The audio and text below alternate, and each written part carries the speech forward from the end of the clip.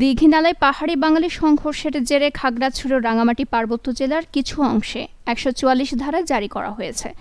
রাঙামাটিতে সংঘর্ষের ঘটনার পর পৌর এলাকায় শুক্রবার দুপুর ১টা থেকে ১৪৪ ধারা জারি করে স্থানীয় প্রশাসন। আর খাগড়াছড়ি সদর উপজেলায় দুপুর ২টা থেকে ১৪৪ ধারা নোটিশ জারি করা হয়েছে।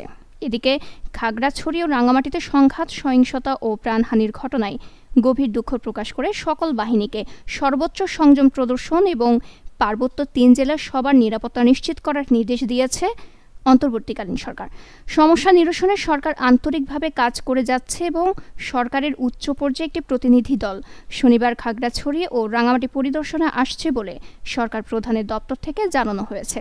স্বরাষ্ট্র উপদেষ্টা লেফটেন্যান্ট জেনারেল অবসরপ্রাপ্ত জাহাঙ্গীর আলম চৌধুরীর নেতৃত্বে প্রতিনিধি দলে থাকছেন পার্বত্য চট্টগ্রাম বিষয়ক উপদেষ্টা সুপ্রদীপ চাকমা, স্থানীয় সরকার উপদেষ্টা এএফ হাসান আরিফ এবং প্রতিরক্ষা ও জাতীয় সংহতি উন্নয়ন বিষয়ক প্রধান উপদেষ্টার বিশেষ সহকারী লেফটেন্যান্ট জেনারেল অবসরপ্রাপ্ত আব্দুল হাফিজ।